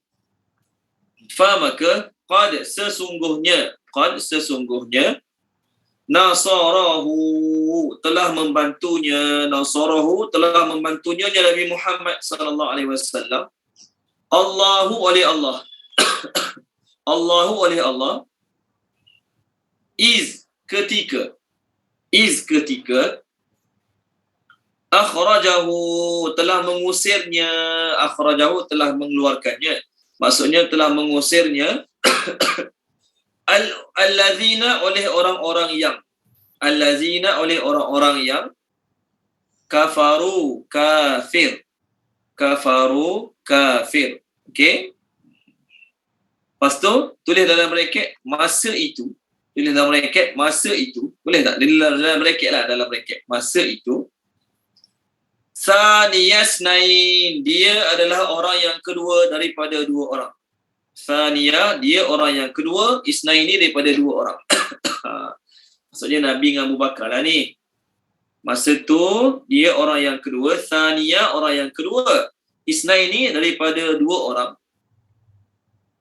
Is ketika huma kedua-dua mereka fi fi dalam ataupun di al-ghar gua. Al-ghar gua. Gua apa ni? Gua Sur. Gua Sur. Ada setengah jemaah umrah bawa pergi masuk Gua Sur. Ada setengah jemaah umrah tak bawa masuk Gua Sur, bawa Gua Hira sahaja. Itu pun pada orang yang rajin nak panjat sahaja. Okey? Waktu muda-muda tengah sihat baguslah pergi. Kalau dah berumur pergi, takut-takut nanti contoh. Okey, takut-takut nanti tak larat nak pergi tengok tempat-tempat sejarah macam ni. Kita tak apalah pergi muda ke, pergi tua ke, yang penting rezeki Allah bila dapat bagi, alhamdulillah. Is ketika yaqulu, dia berkata, dia Nabi Muhammad berkata, li kepada sahibihi, sahabatnya. Apa Nabi kata? La tahzan, jangan kamu sedih. La tahzan, jangan kamu sedih. Inna sesungguhnya Allah ma'ana bersama kita. Puan Nur Zakiyah, terjemahkan boleh Puan Nur Zakiyah? Boleh Ustaz. Auzubillahi minasyaitonirrajim. Jika tidak kamu membantunya, maka sesungguhnya telah membantunya oleh Allah. Telah membantunya oleh Allah ketika telah mengusirnya oleh orang-orang yang kafir. Masa itu dia orang dua daripada dua orang ketika Dia yang kedua Puan. Dia yang kedua daripada dua orang. Dia yang kedua daripada dua orang. Ketika kedua-dua mereka dalam gua, ketika dia berkata kepada sahabatnya, jangan kamu sedih, sesungguhnya Allah bersama kita. Okay, baik. Don't be sad. Allah kata, tekan tadi ayat 39, 39. Allah kata, kalau kamu tak nak pergi perang, sikit pun tak akan ada efek bagi agama Allah. Allah kata apa? Ingat tak dulu? Masa Nabi Muhammad hijrah daripada Mekah ke Madinah, masa tu dia dengan Abu Bakar je. Kamu semua mana ada? Umar tak ada masa tu, Hamzah tak ada masa tu, sahabat-sahabat yang kuat lagi tak ada masa tu. Masa tu Rasulullah dengan Abu Bakar. Orang lain tak ada. Allah boleh tolong, Allah boleh selamatkan, Allah boleh pelihara mereka berdua. So sekarang, kalau kamu semua tak nak pergi perang, tinggal Rasulullah dengan Abu Bakar saja, susah ke Allah nak tolong? Susah ke Allah nak selamatkan? Tu relate ayat tu dengan ayat ni. Allah Ta'ala kata, ingat tak dulu, masa pergi hijrah dulu, kamu semua dah sampai awal ke Madinah. Abu Bakar dengan Rasulullah SAW lambat sikit. Masa tu 3 hari 3 malam mereka berdiam dalam gua Sur. Ada orang tolong mereka. Bahkan sekeliling mereka penuh dengan bahaya. Siapa tolong mereka masa tu? Allah lah tolong mereka. So kalau Allah boleh tolong mereka masa tu, sekarang Allah tak boleh tolong Nabi Muhammad seorang. Allah tak boleh tolong Nabi Muhammad dengan Abu Bakar sekarang. Tak boleh. Tak masuk. Baik. Allah Ta'ala kata, sesungguhnya Allah Ta'ala telah menolong dia, Nabi Muhammad, ketika mana kaum dia keluarkan dia, halau dia daripada Mekah. Masa tu Nabi SAW nak hijrah ke Madinah sebab nak dibunuh oleh kaum kafir musyrikin. Maka Allah tolong Nabi. Masa tu Nabi hanya berdua. Belum masa tu sahabat-sahabat dah lah minoriti kat Mekah. Pergi Madinah pun majoriti masa tu. Maksudnya kamu masa tu Nabi dengan sahabat berdua je. Belumlah sampai tahap macam kamu beribu-ribu sekarang ni. Waktu tu Nabi dengan Abu Bakar saja dalam gua, mereka berjalan daripada Mekah ke Madinah untuk berhijrah ke Madinah. Masa tu, masa Nabi SAW dengan sahabat, dengan Abu Bakar.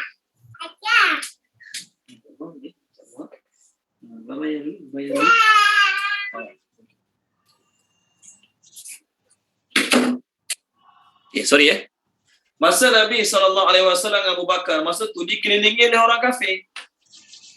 Kita sekarang bukan ceramah Mak Hijrah. Ceramah Mak Hijrah dicerita detail lah.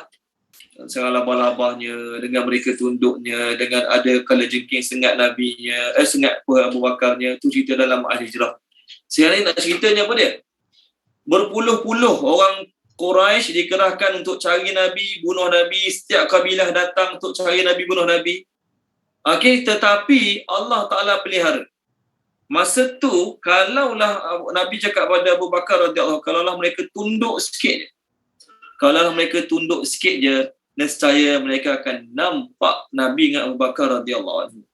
Tapi masa tu Allah tolong dengan cara Allah hantar labah-labah. Allah hantar labah-labah, Allah hantar burung merpati buat sarang. Sehingga musuh yang ramai yang memang nak bunuh mereka berdua tak dapat cari mereka berdua, tak dapat bunuh mereka berdua. Masa mereka berdua dalam gua tersebut, maka Abu Bakar kata, ya Rasulullah, kalau mereka nampak kita ni, kalau mereka nampak kita, habislah kita. Tu kata Abu Bakar pada Nabi SAW. Masa tu Nabi cakap pada Abu Bakar, jangan sedih, Allah bersama kita. Jadi masa Nabi cakap tu, ayat ni tak turun lagi. Masa Nabi cakap tu, ayat tu tak turun lagi. Surah ni turun kat Madinah. Masa tu Nabi dengan Abu Bakar tak sampai Madinah lagi. Jadi Allah cerita balik kisah Nabi dengan Abu Bakar radhiyallahu dalam gua. Allah cakap, Nabi Muhammad cakap pada Abu Bakar, la tahzan, jangan sedih. Maksud apa je? Jangan sedih terhadap apa yang bakal berlaku jagi, dan jangan sedih terhadap apa yang bakal berlaku akan datang. Semuanya Allah Ta'ala akan tolong bereskan. Okey, baik. Jangan sedih, jangan cemas, jangan takut. Sebab Allah ada bersama kita. La tahzan innallaha ma'ana. Jadi ulama kata apa dia? Orang yang paling patut bersedih adalah orang yang Allah tidak bersama dengan dia. Nah, orang yang paling patut bersedih adalah orang yang Allah tidak bersama dengan dia. Jadi siapa yang boleh claim Allah bersama dengan dia? Orang yang ada sifat-sifat yang Allah nak dalam Quran, dia boleh claim Allah bersama dengan dia. Apa dia sifat-sifat yang Allah nak kita ada untuk kita bersama Allah, kita dapat Allah bersama dengan kita? Allah bersama dengan kita maksudnya Allah bersama untuk protect dan help. Pertama, kena ada takwa. Ayat-ayat dia kita refer kemudian. Boleh ayat dia kita refer kemudian. Pertama, kena ada takwa. Kedua, kena ada sabar. Ketiga, kena ada muhsinin. Keempat, kena jaga solat. Okey. Kelima, kena sedekah. Keenam, kena bantu Nabi. Ketujuh, kena tengok muka surat 109. Boleh tak 109? Muka surat 109. Saya nak cerita pada tuan-tuan dan puan-puan. Kalau baca boleh, Puan Nur Hidayah telah baca boleh tak? Ayat 12. Walaupun ayat ni cerita untuk orang Yahudi, tapi pengajaran kita nak ambil. Muka surat 109 ayat 12. 109 ke? Yes. Kalau baca boleh, Puan Nur Hidayah. InsyaAllah boleh sekejap. 109 ayat 12. Bismillahirrahmanirrahim. Dan sesungguhnya Allah telah mengambil perjanjian daripada Bani Israel, dan kami telah mengangkat 12 orang pemimpin di kalangan mereka. Dan Allah berfirman, aku bersamamu.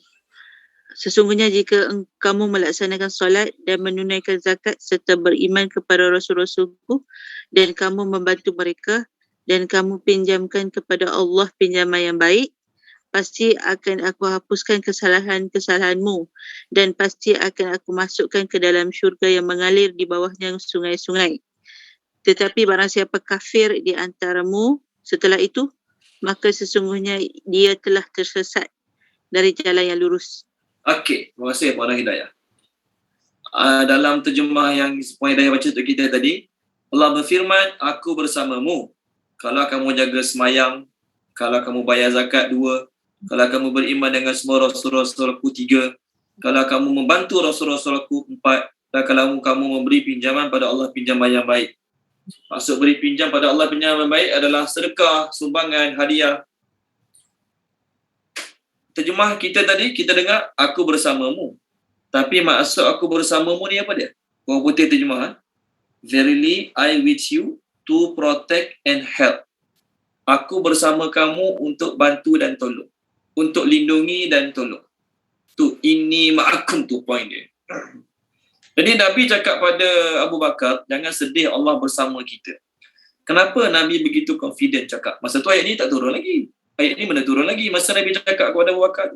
Nabi cakap macam tu pada Abu Bakar radhiyallahu kerana Nabi yakin Abu Bakar memiliki sifat-sifat, akhlak-akhlak, ciri-ciri yang melayakkan dia dapat bantuan dan perlindungan daripada Allah Subhanahu wa taala. Sebab tu Nabi cakap pada Abu Bakar, la tahzan innallaha ma'ana. Jadi orang yang tak takwa, tak beramal soleh, tak ada 5 sifat dalam ayat 12 tadi, mereka memang sentiasa patut bersedih. Sebagaimana seorang anak, bila ada mak dia sebelah dia, dia yakin mak dia pasti confirm akan melindungi dia daripada apa segala bahaya pun, seorang anak. Tapi bila mak dia berpisah pada dia, dia mula bersedih. Sebab apa? Dia tahu bila mak dia tak ada orang nak protect dia, tak ada orang nak lindungi dia. Ini contoh. Macam itulah juga orang-orang beriman. Bila dia sedar Allah tidak bersama dia, Allah tak bantu dia, dia sedar dia tak layak dapat bantuan daripada Allah, maka dia kena bersedih. Itu kita bincang kemudian lah. Nak tahu ayat-ayat dia, innallaha ma'as sabirin. Allah bersama orang yang sabar. Ayat 128 surah An-Nahl. Innallaha ma'al ladzina taqaw wal ladzina hum muhsinun. Allah Ta'ala bersama dengan orang-orang bertakwa dan juga orang-orang buat baik. Jadi kena sabar, kena takwa, kena buat baik, kena jaga semayang, kena bayar zakat, kena bantu Nabi, kena banyak sedekah. Barulah melayakkan kita dapat bantuan daripada Allah Subhanahu wa Ta'ala. Okey, baik, seterusnya faham ke? Sambung ayat ni. Ayat ni detailnya tunggu ceramah Mak Hijrah nanti, insya-Allah. Penceramah akan cerita dengan detail. Okey, faham ke? Anzala menurunkan, telah menurunkan Allahu alaihi Allah sakinatahu ketenangannya. Sakinatahu ketenangannya. Okey, alaihi kepadanya, kepada Nabi Muhammad sallallahu alaihi wasallam. Wa dan ayyadahu, dia telah menguatkannya. Dia telah menguatkannya. Maksudnya Nabi sallallahu alaihi wasallam telah menguatkan Nabi sallallahu alaihi wasallam. Bi dengan junudin, tentera-tentera. Junudin, tentera-tentera. Plural kepada jundun. Jundun satu tentera, junudin tentera-tentera. Lam yang tidak. Lam yang tidak. Tarauha, kamu melihatnya. Tarauha, kamu melihatnya. Wa dan ja'ala, dia telah menjadikan. Ja'ala, dia telah menjadikan. Okey. Kalimah, terjemah dia kalimah. Kalimah. Allazina, orang-orang yang. Allazina, orang-orang yang. Kafaru, kafir. Sufla, menjadi rendah. Dia telah menjadikan kalimah-kalimah orang kafir menjadi rendah. Wa dan kalimatullah, kalimah Allah. Maksud kalimah Allah tu apa dia? Agama Islam, kalimah Al-Quran. Hiya, dialah. Al-ulya, yang paling tinggi. Al-ulya, yang paling tinggi. Okey. Wa dan Allah. Azizun, maha perkasa. Hakimun, maha bijaksana. Okey, terjemahkan dia.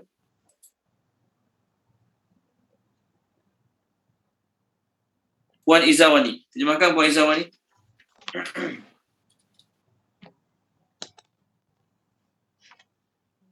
Dari mana tadi dah Ustaz? Dari mula ya Daripada fa'azzalallah. Menurunkan oleh Allah. Bismillahirrahmanirrahim. Maka telah menurunkan oleh Allah ketenangannya kepadanya dan dia telah menguatkannya dengan tentera-tentera yang tidak kamu melihatnya, dan dia telah menjadikan kalimah orang-orang yang kafir menjadi rendah, dan kalimah Allah dialah yang paling tinggi, dan Allah Maha Perkasa, Maha Bijaksana. Okey, baik. Terima kasih Puan Izawani. Ketika mana Nabi dan Abu Bakar radhiyallahu dalam gua, ada lubang-lubang gua yang tempat lama orang tak masuk. Ada lubang-lubang gua yang dalamnya kemungkinan ada binatang-binatang berbisa. Maka Abu Bakar radhiyallahu telah ambil cebisan-cebisan pakaian dia. Ambil koyak-koyak, tutup lubang. Sehingga dah tak ada pakaian nak koyak dah, ada lubang lagi. Maka Abu Bakar radhiyallahu anhu telah menggunakan tubuh badan dia untuk menutup lubang tersebut. Maka ada satu lubang tu keluar binatang tu telah gigit Abu Bakar radhiyallahu anhu. Abu Bakar radhiyallahu anhu masa tu Nabi tidur atas paha dia. Dan masa tu Nabi SAW tidur atas paha Abu Bakar radhiyallahu anhu. Abu Bakar tak nak kejut Nabi, takut mengganggu Nabi. Abu Bakar tak nak kejut Nabi kerana takut mengganggu Nabi. Okey? Maka Abu Bakar tahan sakit sampai keluar air mata. Air mata terkena pipi Nabi SAW. Nabi kata, kenapa tak beritahu? Bakar kata, aku tak sampai hati nak kejut Nabi. Baik. La tahzan ni, maksud la tahzan ni, ulama-ulama sirah kata apa tahu? Abu Bakar tak sedih kalau apa-apa berlaku pada dia. Dia sedih kalau apa-apa berlaku pada Nabi. Macam kita menghadapi situasi susah, situasi banjir contohnya lah. Kalau kita sendiri kena banjir tak apa. Kita sendiri menghadapi susah tak apa. Tapi kalaulah banjir tu kena pada anak-anak kita kecil-kecil lagi, kena pada anak-anak kita yang belum sekolah lagi, macam mana perasaan dia? Kita kena tak apa. Kita kena COVID tak apa. Tapi kalau anak kita kena COVID, tak boleh terima. Tak boleh tidur kita. Contoh. Kesedihan Abu Bakar ni adalah pada Nabi, bukan pada diri dia. Dalam sirah mengatakan, Abu Bakar kata apa tu? Abu Bakar kata, "Iza mitu fa ana rajulun wahidun." Kalau aku mati, tak apa, aku seorang je mati. Abu Bakar kata, "Wa iza mutta anta halaktal ummatu wad-din." Tapi kalau engkau mati ya Rasulullah, kalau engkau meninggal ya Rasulullah, maka binasalah umat Islam dan binasalah agama. Itu kata-kata Abu Bakar radhiyallahu anhu pada Nabi sallallahu alaihi wasallam. Okey, dia hebat Abu Bakar radhiyallahu anhu. Sebab apa? Sebelum mereka hijrah ni, kalau kita baca sirah Nabi, pernah sekali Abu Bakar radhiyallahu anhu masuk Islam. Abu Bakar radhiyallahu masuk Islam. Abu Bakar radhiyallahu kena pukul dengan orang-orang Quraisy sampai lembik lah. Abu Bakar radhiyallahu kena pukul orang Quraisy sampai lembik. Pengsan Abu Bakar radhiyallahu. Bangun-bangun, mak dia ada, apa semua ada, keliling dia pun tanya, macam mana keadaan Muhammad? Macam mana keadaan Muhammad? Dia kena pukul dengan orang kafir, pengsan Abu Bakar radhiyallahu anhu. Sampai orang ingat dia nak mati lah. Lepas kena pukul tu. Tapi bangun-bangun sedar balik dari pengsan, terus tanya, bagaimana keadaan Muhammad? Jadi orang macam ni, dalam situasi genting macam ni, dia akan fikirkan diri dia, difikirkan Nabi SAW. Lalu Allah turunkan ketenangannya kepada Nabi. Allah turunkan ketenangan pada Nabi Muhammad SAW. Ayat ni sakinatahunya. Allah turunkan ketenangannya, maksudnya ketenangan daripada Allah alaihi kepadanya, kepada Nabi. Kepada Abu Bakar, kepada Nabi. Dan Allah menguatkan Nabi dengan tentera-tentera yang kamu tidak melihatnya. Maksud tentera-tentera adalah malaikat-malaikat yang membantu Nabi ketika mana Nabi dalam gua dengan Abu Bakar, dan juga ketika mana dalam peperangan yang lain pun sama juga. Mula-mula cerita pasal gua, bawah-bawah ni bukan pasal gua dah. Maksudnya malaikat bantu Nabi bukan kat gua Sur saja. Peperangan-peperangan Badar sebelum ni, peperangan Hunain sebelum ni, tawan kota Mekah sebelum ni, Allah hantar malaikat yang kamu tidak melihatnya. Dan Allah Ta'ala telah menjadikan kalimah, maksud apa kalimah? Ucapan-ucapan, pengakuan-pengakuan, apa lagi? Penyaksian-penyaksian untuk masuk kalimah. Allah telah menjadikan kalimah orang-orang kafir di bawah. Apa maksud di bawah? Allah tetap akan buat orang kafir gagal. Kamu nak usaha, kamu tak nak usaha, kamu nak pergi perang, kamu tak nak perang, kamu malas, kamu rajin pergi perang, orang kafir tetap akan gagal.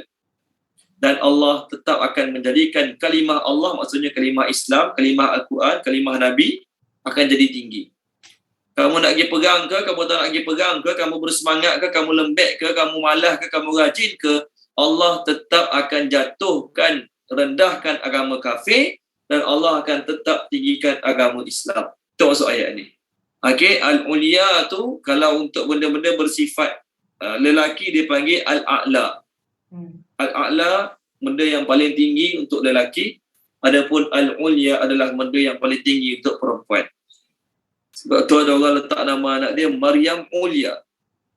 Apa makna Maryam Ulia? Maryam yang tertinggi. Ya, dari sudut mufassirin, Maryamlah wanita paling tinggi kedudukannya. Dia ayat ni nak beritahu pada orang Islam yang malas pergi perang tu, Kalau kamu tak nak pergi perang, tak apa. Abu Bakar dengan Muhammad saja dah cukup dah. Untuk Allah beri kemenangan pada orang Islam. Tak tengok ke sebelum ni? Masa mereka dalam gua, kamu tak ada pun. Kamu masa tu sikit dah lah sikit. Kamu tak ada pun bersama mereka berdua masa mereka dalam gua tu.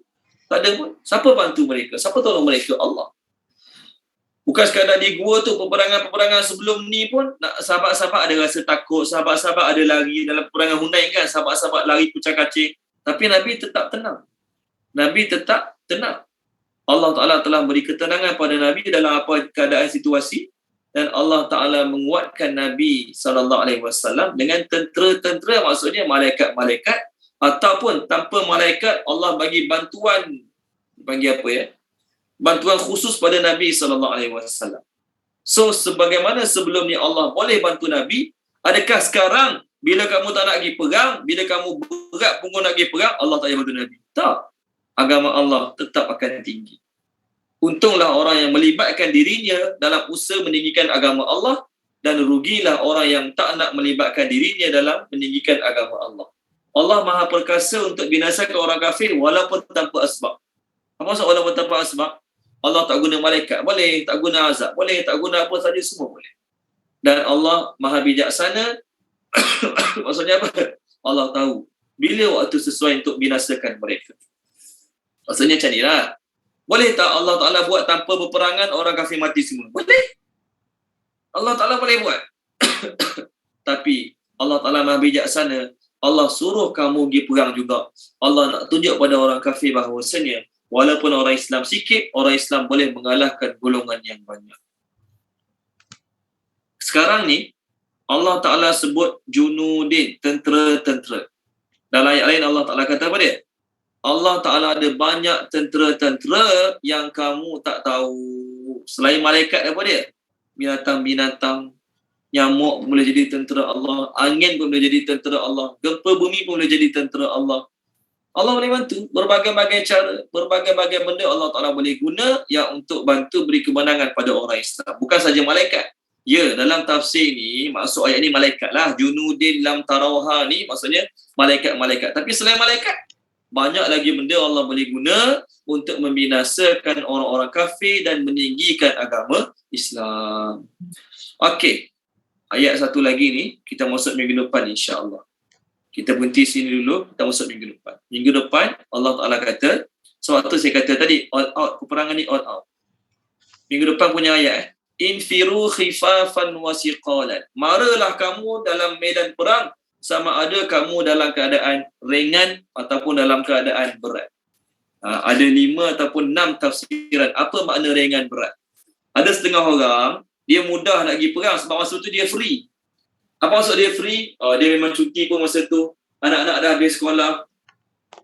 Keperluan semua okey. Jadi senang dia pergi perang.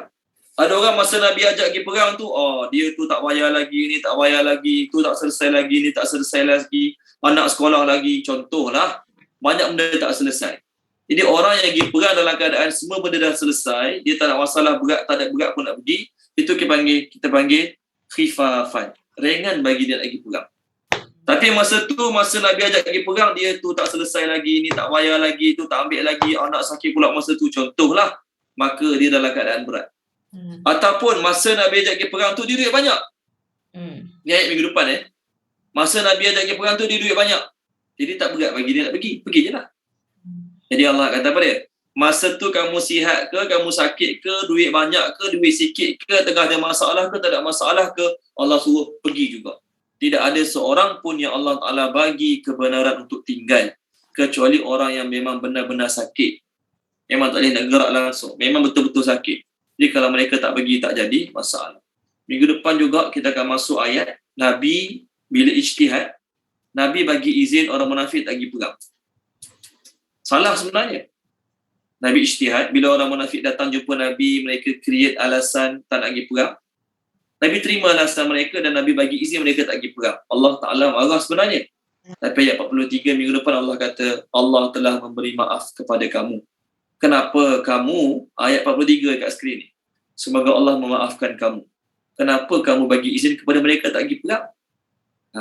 Okey, itu kita akan bincang minggu depan insya-Allah. Sebab tu nama surah ni adalah surah Al-Fadhihah, Sekarang ni, bermula daripada ayat ni sampai ayat 42, Allah cerita tentang orang-orang mukmin yang berat punggung. Nanti start ayat 43, Allah mula cerita tentang orang-orang munafik. Okey, Allah mula cerita tentang orang-orang munafik. Pada ayat ni sampai ayat 41. Daripada ayat kita tadi 39 sampai ayat 41 Allah cerita tentang orang mukmin yang berat punggung, yang lemah iman, yang berat lagi perang. Pada poin ayat 42 sampai seterusnya Allah cerita tentang orang-orang munafik. Sebab tu antara nama surah ni apa dia? Al-Fadhihah, yang membuka, yang menzahirkan, yang menimbulkan. Jadi lepas ni kita akan tengok Allah buka, Allah zahirkan kesalahan-kesalahan orang munafik. Okey, kita berhenti sini dulu. Apa yang baik pada Allah Subhanahu Wa Taala. Ustaz, Ya. tanya sikit, sorry. Permulaan surah ni dia tak ada bismillah kan? Surah At-Taubah ni tak ada bismillah. Tapi katalah kalau kita macam nak baca start tengah-tengah ke ataupun macam kita baca tafsir ni, tak apa dimulakan dengan bismillah ke? Okey. Maaf Puan Aizawani, maaf nak tanya. Masa kita masuk surah ni, Puan Aizawani ada tak? Tak ada rasanya. Tak ada Okey, baik. Tak ada, tak apa. Siapa ingat hukum baca bismillah bagi surah At-Taubah ni? Okey, kita ada depan saya. Siapa ingat masa kita masuk surah At-Taubah dulu, kita dah bincang. Siapa ingat? Siapa nak cuba jawab? Yang diingat sikit-sikit ke? Soalan sahabat kita, tengah-tengah baca surah ni lah. Maksudnya kita baca hari ni, malam ni nak baca Quran, kita buka muka surat 194 ni. Jadi kita nak baca ayat 41 ni lah. Kita nak mula baca ayat 41 ni. Boleh ke tak boleh baca bismillah? Siapa ingat? Amal Faris ada Amal Faris? Ingat tak Amal Faris? Ke tak ada, tak masuk masa tu? Saya ada. Apa hukum dia? Harus. Harus. Okey. Harus ke? Tu je. Okey, terima kasih Ahmad. Ni yang saya baca dalam kitab Tafsir Hasyiah Sawi ni kitabnya. Ibnu Hajar kata, Ibnu Hajar daripada Imam Syafi'i, Ibnu Hajar berkata, orang yang sengaja baca bismillah di awal surah At-Taubah, dia sengaja baca bismillah, bukan lupa, sengaja. Hukumnya adalah haram. Hukumnya adalah haram. Tapi Imam Ramli, mazhab Syafi'i juga, dia kata hukumnya adalah makruh. Makruh baca bismillah, sengaja baca bismillah awal surah At-Taubah. Adapun tengah-tengah surah dia start ayat 43 baca surah At-Taubah, maka menurut Imam Ibnu Hajar hukumnya adalah makruh. Makruh tengah-tengah surah dia pergi baca bismillah. Start ayat 43 dia baca bismillah, makruh. Adapun menurut Imam Ramli, membaca bismillah di tengah-tengah surah At-Taubah hukumnya adalah harus. Jadi hukumnya ada dua lah. Soalan jawapan kepada soalan Puan Izawani tadi. Sama ada makruh ataupun harus baca bismillah di tengah-tengah surah At-Taubah. Jadi bagus baca ke tak baca? Bagus tak baca. Allah sendiri yang turunkan surah ni tanpa bismillah sebab tidak sesuai surah ini diturunkan dengan bismillah. Kalau baca juga tengah-tengah surah, hukumnya makruh ataupun harus sahaja. Adapun baca awal surah, hukumnya makruh ataupun haram. Boleh ya? Itu jawapan dia. Okey, kita sambung minggu depan insya-Allah. Bismillahirrahmanirrahim. Subhanallah wa bihamdihi, subhanakallahumma wa bihamdika, asyhadu an la ilaha illa anta, astaghfiruka wa atubu ilaik. Allahumma zayyinna bi zinatil Qur'an wa akrimna bi karamatil Qur'an. Wa syarrifna bi syarafatil Qur'an wa adkhilna jannata bi syafa'atil Qur'an. Ya dzal fadli wal ihsan. Allahumma inna nas'aluka ilman nafi'a wa rizqan wasi'a wa rizqan mubarakan amalan mutaqabbala. Allahumma anfa'na bima 'allamtana wa 'allimna ma yanfa'una wa zidna ilma walhamdulillahi rabbil alamin. Terima kasih banyak semua. Assalamualaikum warahmatullahi wabarakatuh. Waalaikumsalam. Terima kasih Ustaz. Assalamualaikum. Sama-sama. Waalaikumsalam. Sama-sama. Waalaikumsalam. Okey, sama-sama. Waalaikumsalam. Jumpa lagi minggu depan insya-Allah. Terima kasih Tuan Sofi. Recording stopped.